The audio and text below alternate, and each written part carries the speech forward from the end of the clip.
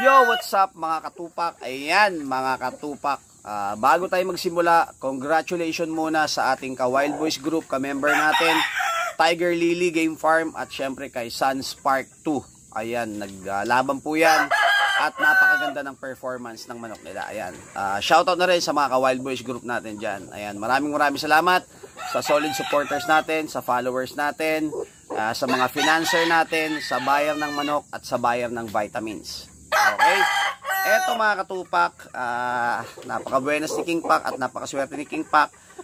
May vlog tayo kahapon, okay, doon sa isa kong channel, yung mga katupak channel, no? Meron tayo yung 5K sweater na one-time winner, Baldado Pakpak. Ibinigay sa atin ni Kurt yan. Mga katupak, no, pag-upload pa lang natin, less than 30 minutes, bayad na po kaagad. So, sold na po siya.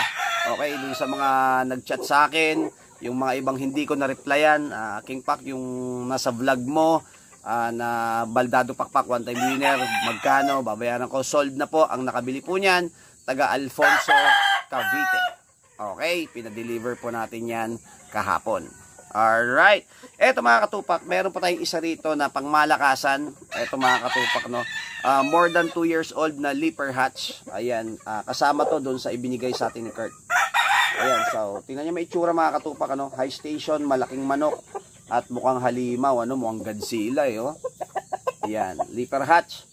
Ayan, kasama to doon sa ibinigay sa atin, no, kasi 6 po yung pinadala sa atin dito. So pagka kailangan ng budget, iniisa-isa natin, no, at ina-out natin para kahit paano ma-share din natin yung mga bloodline na ito. Eto mga katupak, pwedeng ilaban, pero kung ako kunyari ako gagamitin kong materyales. Ayan, titigan nyo mabuti mga katupak.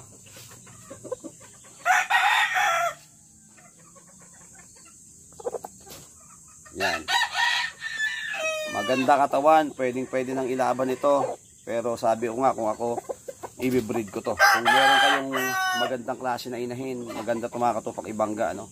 Ayan, leaper hatch, pangmalakasan to mga katupak, ano. Pogi.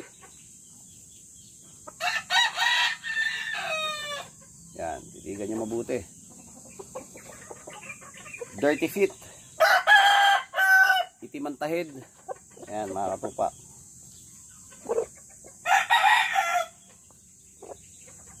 Alright, yan. Syempre sa mga bago at sa mga luma na, ayan mga katupak, pwede nyo akong kontakin sa messenger ko. Dalawa po yan, King Pak Yamigel, yung isa naman King Pak. Okay, dalawa rin yung contact number ko, 0932-346-2781, 0975-656-2412. Pwede nyo kontakin dyan mga katupak. At yan, pag-usapan natin again, kagaya ng sinabi kong nakaraan, paunahan lang po ito. Wala tayong mga reserve. Okay, kasi ang dami ngayon mga reserve, di naman kinukuha, ano? So paunahan lang po ito. At thank you again, nakalimutan ko pa yung pangalan niya, isa-shoutout ko sana, taga Alfonso, Cavite, ano, yung nakabili sa atin ng one-time winner na 5K sweater. At bibreed daw niya, no? Poging-pogi yung manok na yon, at tuwan-tuwa naman yung bayan natin nung dumating yung manok sa kanya. So eto mga katupak, ayan, baka kursunada nyo, chat nyo na kagad ako para magkaintindihan na kagad tayo rito. Ayan. Okay, yun. Yan, again, thank you sa mga solid supporters natin, Luzon, Visayas, Mindanao, pati yung mga OFW natin dyan. Yan, shoutout po sa inyo. Kung nalulungkot kayo dyan at gusto nyo makapanood ng laban, no, i-chat nyo ako sa messenger. Pwede ko i-send ng mga laban ng manok. Yan, mga OFW. Thank you po sa inyo lahat. Siyempre kay Dandy, no, taga USA, Guam. Meron na naman kinuha sa atin na manok yan. Nandito pa. So, iniipon lang natin at sabay-sabay nating i-deliver uli sa Bicol. No, kasi gusto na niyang talagang tutukan yung pagmamanok at talagang focus siya ngayon sa breeding at gusto niya talagang mag-breed at nakakuha na siya ng magandang pwesto, magandang lupa, so ready na siya. Iipunin lang lahat ng manok para sabay-sabay at one time, big time, ano, talagang mag-full blast sa pag-breed at sa pagpaparami ng manok para pag nag-for good na siya dito sa Pilipinas, meron siyang mga maayos na panlaban at pambenta rin. Okay? Again, thank you. Ayan, isang sulya pa mga katupak.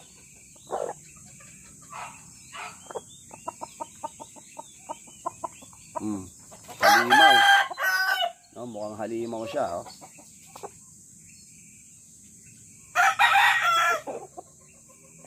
Okay. Thank you. Ayan, King Pak, one love. Sa kaharian ni King Pak, lagi niyong tatandaan to. Para maging mabuting sabungero kayo, para maging okay tayo lahat, dapat maging tunay kayo. Honest dapat tayo sa isa't isa. Pagkakatiwalaan ka, meron kang paninindigan sa sarili. In the future, maaabot mo kung ano yung gusto mo. Basta magpakatotoo ka lang.